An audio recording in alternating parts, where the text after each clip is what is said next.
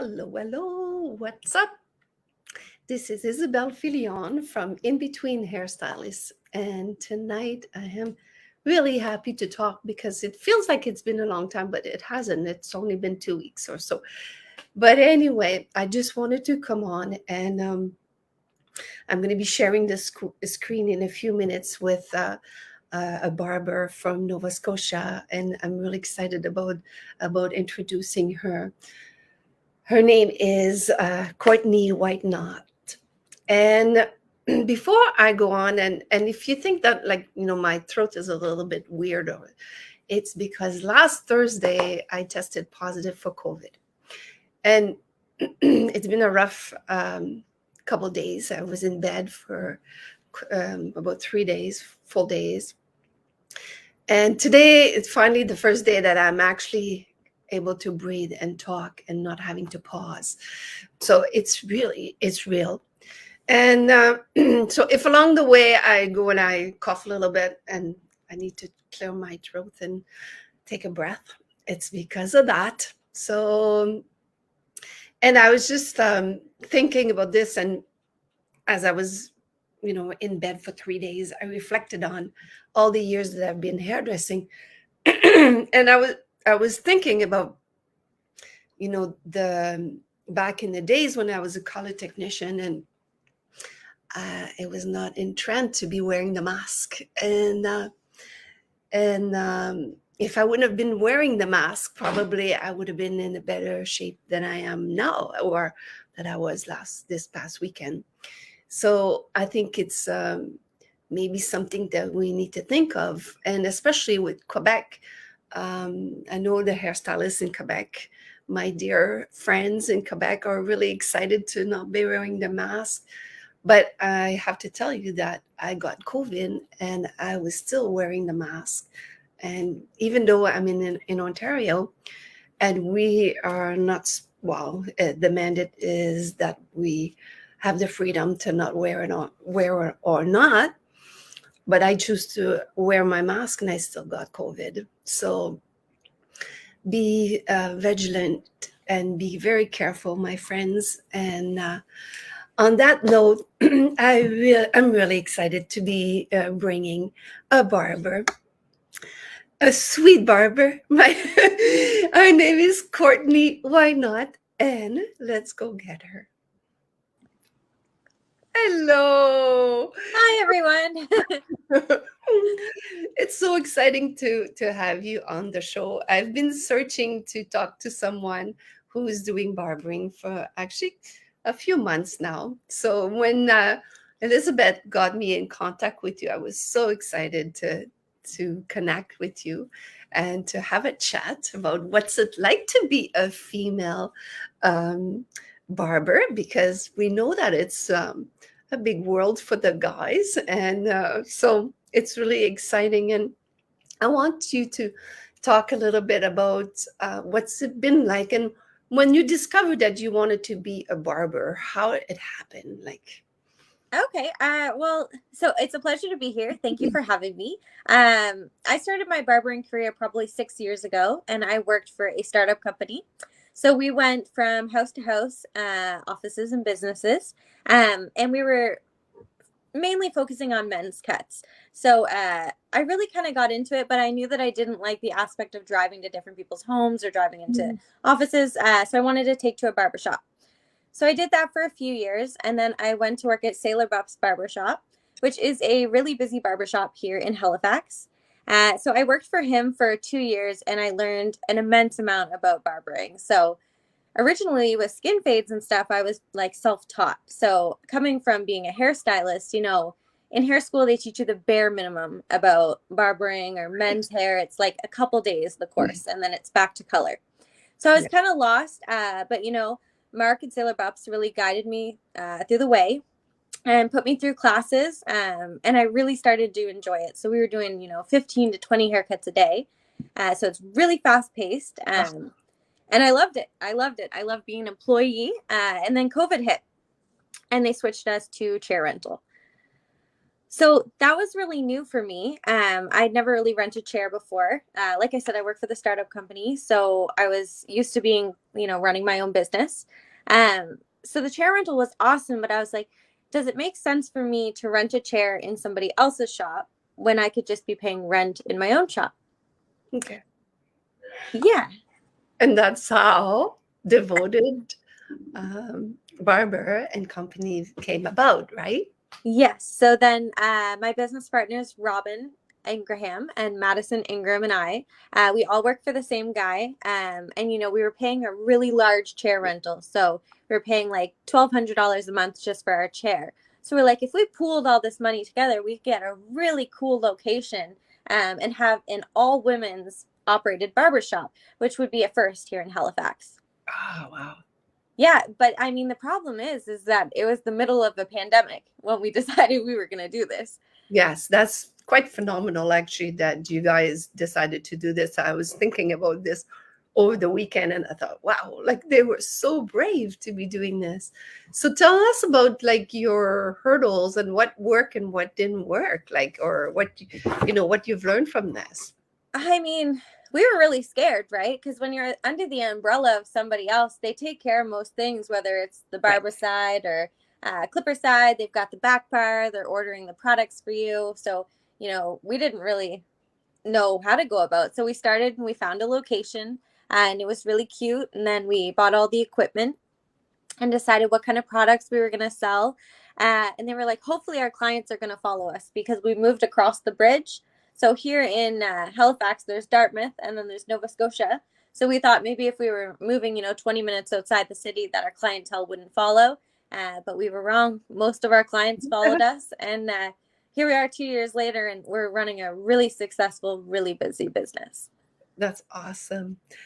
Um, so let's talk about, do you have any favorite tools that you like to use? Because we all have, favorite clippers or tools in particular. So Yeah. So, I mean, for me, like a new thing is I've started to upgrade all of my equipment recently within the last 6 months. So, the main thing that is so expensive for us, as you know, are shears, right? Shears are like the biggest expense you're going to have during hairstyling or barbering. So, I like Mizutani. So I'm a huge Mizutani fan, and I recently bought 2 pairs of their shears and blenders, and it's like the creme de la creme of shears. So I am just so over the moon happy with them, and they cut so well. And every time I buy a new tool, it makes it like exciting to go to work again, right? So I really like Mizutani for my shears. I should write that down because I'm not familiar. I'm a cashews. Like Okay, I have yeah, those are Japanese, I think. Like Yeah, they're Japanese steel. So I started with Hanzo's because they were a little bit cheaper. And I think they're Chinese steel, Robin said. So I started with Hanzo and I had them for 2 years, but I found they dulled really quickly. And I was constantly getting them sharpened, but they were never just sharp enough. But the Mizutani, it's like, I'm a year later using my shears and they're just still like cut like butter. It's amazing. oh, that's So good. yeah, so really big fan of those. For my clippers, I buy all kinds of stuff. Like I like to try it all, but the magic clips for fading are the best. They're lightweight, they're easy to maneuver, the charge life stays, like they're a really great brand. So the wall magic clip. I like the wall detailer I have for my trimmer. And I recently, last night, I bought the Babyliss trimmer with the 2.0 graphite blade.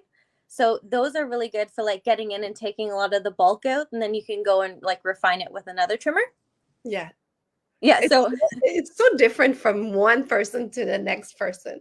Some people are really like about Andy clippers and Babyliss, and it's so weird. Like it just it is.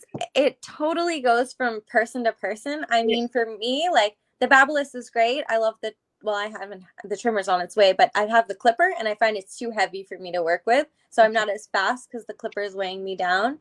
Yeah. But Andis is a great brand. I have their Balder, and I really like that. Super sharp. Oh, that's a good point you just made right now. It's too heavy. It's slowing me down. So yeah, and it's all about timing and like how you can do it.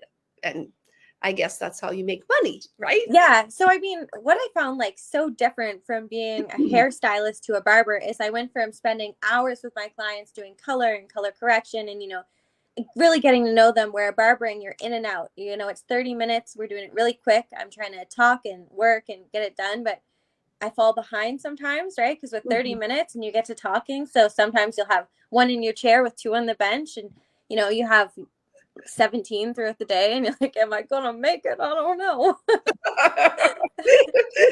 Do you find this stressful?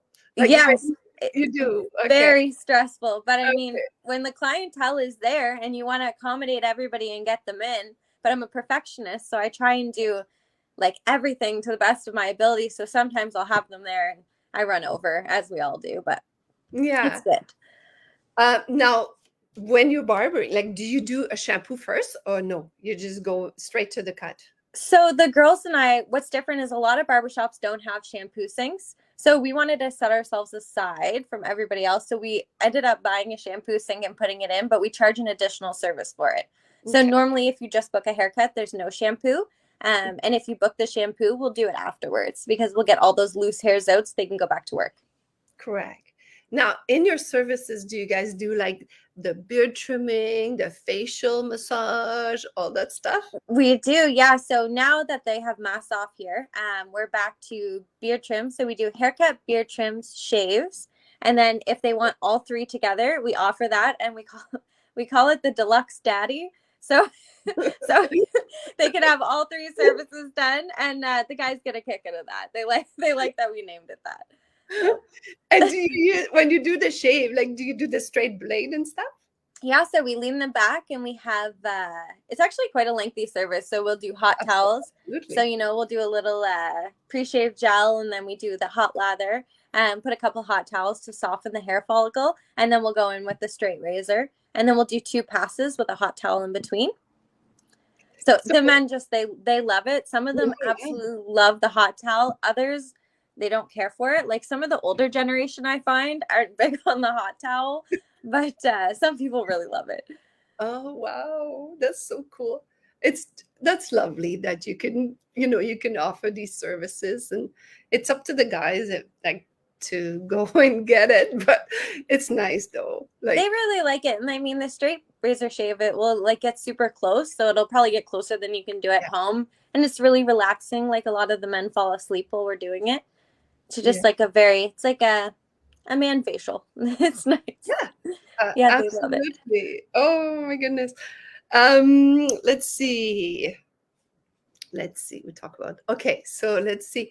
What kind of products do you guys carry in your shop? So the way that it works for us is Devoted Barbers and Co. is our hub for the three of us. So we are sole proprietors. So we all run our own businesses under that hub. So we all bring in our own products. So whatever we personally like. So me, I'm huge on, I order from historic brands a lot.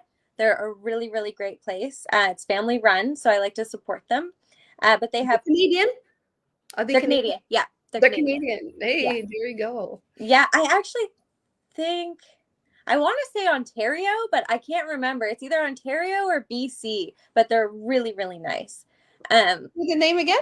Historic brands. Historic brand. Yeah, they sell some of my favorite products. So, I mean, Copacetic is one of my favorites. The Copacetic cream or the Copacetic paste are really, really great.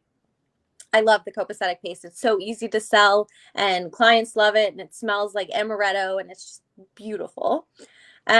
Another one that I've been ordering from is Ultimate Distributors, and that's a new one for me. I just ordered from them a month ago for the first time, but they have a really wide range of products, so I like that. So I've been using Shiner's Gold, which is like a clay, and it's super malleable, and it's really soft in your hands, and it's great in the hair because you can it's pliable, so you can rework it throughout the day, and it's not like stiff. Yeah. Yeah, that's right. That's good. Tell me something, like if a young person is thinking about going into the career, like barbering career, what where would you refer them to? Like to go to school, or is there any training facility now that you somebody that wants to go into barbering can go to? So I went to the hair design center, but obviously I started in women's hair. And for me, I wouldn't recommend that to somebody if they want to solely be a barber. They're not going to touch base on barbering as much as you want. You're not going to learn. I actually went to a fade class yesterday by the Nova Scotia Barbering Association, and it was put on by another barber in the city that owns a barbershop. And it was phenomenal. So Oh, wow. the Barbers Association, they actually offer a barbering course. So I would probably recommend going to them because I mean, the stuff that I learned yesterday, like I've been doing this for 10 years and some of the stuff I learned, I'm like, how didn't I know that?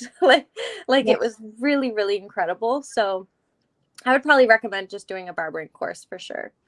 Okay, so there's an association, barber association. There That's, is. So the that's Cosmetology good. Association in Nova Scotia, and then there's the Registered Barbers Association. So there's kind of a rift between the two, I Oh, find. So, people who are licensed by CANS don't really think that people who are licensed, if there's a big rift in it, I think that both are great. I'm going to be registered by both. So I'm going to go after the Barbers Association to get my certificate for that too, just yeah. because it's great to be a hybrid, to be dual, licensed. It's incredible. Yeah. Why wouldn't you want to do that? Why wouldn't you want to? Exactly, because I think it's important. The more education, the more support you can get, why not? It makes Ex- you a better person at the end.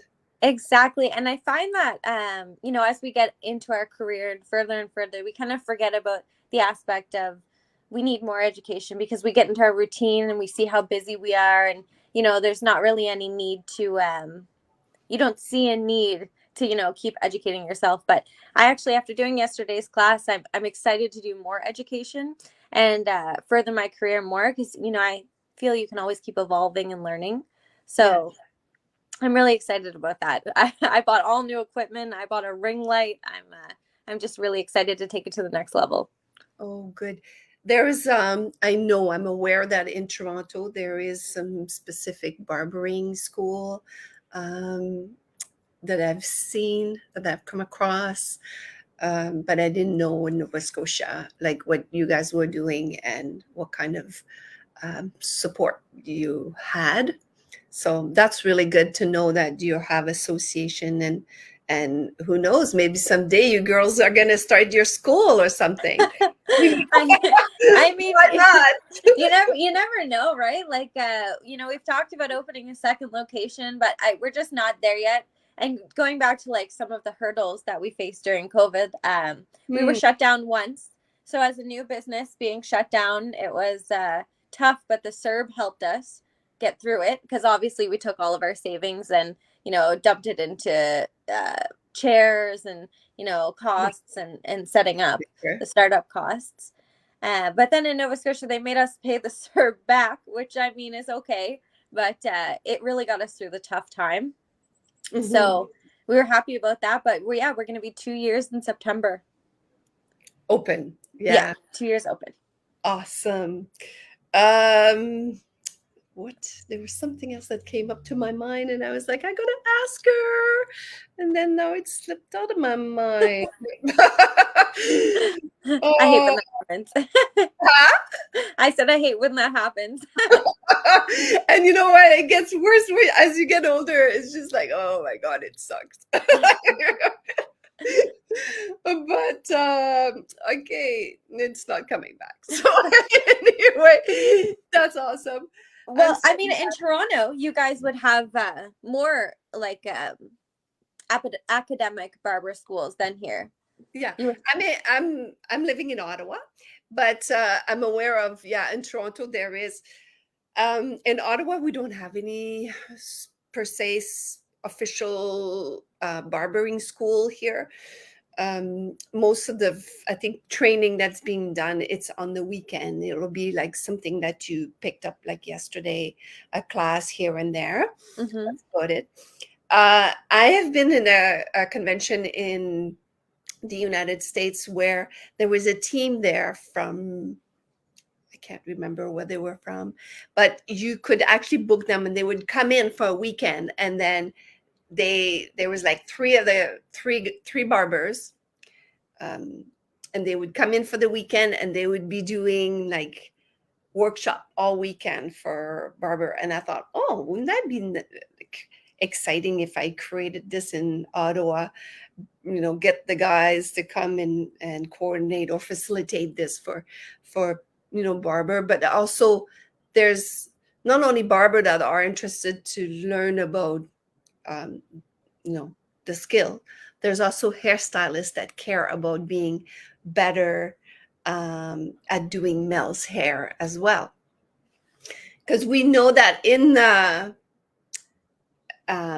salon, sometimes cutting the male's hair, it's fillers here and there in your schedule, right? Yeah, exactly. And so you still have to be skilled. And I learned something the other day, which was like amazing. Someone said to me, why do you think that in the 90s, why did people stop going into barbershop? And I said, I don't have a clue. I think they wanted to just go into this hair salon because it was unisex, and there was like new style. And then back then it was like the mullet, and everybody had that haircut, and the barbers didn't know how to do it. And the barbers did do perms, and the guys wanted perms, right? And so no, go ahead. No, you go. So then he says, but why do you think that the guys stopped going to the guys stop going to the hair salon, and they want to go back to the barbershop? And I said, well, I don't know, you tell me. He says, because in the salon, they make the hairlines look too much like female hairlines, and the guys like to have more a clean or a fade shave. And so that's the reason why. And then I never reflected on this, but that's one thing I never tried to do with my male client, is to give them a female hairline. I always wanted to make sure that I would, it was square, clean, square, or like really faded, because you got to make them look clean. I like that. I think it's so nice when it's like just smooth and graduated. And tapered. Yeah. So, for me, like, I learned along the way, I was working at a hair salon once, and it was a husband and wife, and they were Greek, and they owned the shop, and I managed it for them for 4 years. They were some of the best people I've ever worked for, Carissa and John Stappas. And I remember I had this one guy, and I gave him a curved hairline. It was very early in my career. And I rounded it at the very bottom. He came over and he said, that's too feminine. You can't be doing that. And ever since, I've always given every man a square hairline. Oh, wow. But I'll never forget. He said, oh no, that's too feminine. but for me personally, I taper out most of my haircuts. I love the back of the neck to be tapered out. I know that some people like it to just be squared off, but for me, there's nothing like a nice taper on the back of the neck. Yeah, and I think people should, hairstylists should think about this, because when you go do your journeyman exam, one of the things because I used to mark those journeyman exam, and one of the things that we would look at when we were asking you to, or ask the hairstylist to do the task of cutting a man's hair, is that's what we want to see. We want to see the fade, like the to nothing, and then taper it up. This is what we want to see, and a clean, hairline. And so that's one skill that hairstylists need to work on a little bit better. It's very true. And even with women nowadays, a lot of women want the undercut. They want it to be a little bit faded on the temple with a little undercut on the back. So it's really good to learn how to kind of graduate that hair to make a more trendy, funky style. Because if you don't have those skills as a stylist, it's kind of limiting what you can do. But if you can do both, then I mean, the world's your oyster. I agree. Do you do many ladies at the hair salon, at the barbershop? So the way we like to say it is like we don't discriminate based on gender. So we do like if you're a woman and you want, we do any shorter styles. So shorter styles on men and women. We're just not really, we don't do like long hair. We don't have round brushes or anything like that. So it's very basic cuts for long hair. But yeah, just shorter styles on everybody. Okay. Do you like to use the hand razor as well, I or no? do. So Oh, for yeah. me, I do. I love to texturize the top, and especially like around the sides too, and making things kind of just Mhm. flow out and wispy. So I love to learn like different techniques. So recently we've gotten into the feather razors, and back at Sailor Buffs, where I said I started my hair career, my barbering career, he used to fly in a lot of master barbers and master stylists, and we learned a lot from them about like texturizing and clipper over comb and scissor over comb. So very grateful for that. Oh, that's so good. Yeah, so lots of education. Oh, that's so good. Well, I am so pleased I got to talk to you, and we learned a little bit more about barbering at In Between Hairstylists. Because, I mean, after all, you are a hairstylist right to begin with. Yeah, But I'm really happy that I got to talk to you. And I just want to do a big shout out to Devoted Barber and all your what do you call it, like your coworkers and partners. So shout out to you guys, and I'm so thrilled that you accepted my invitation, and you be well, take care of yourself. perfect. Thank you so much. Okay, bye Okay. for now.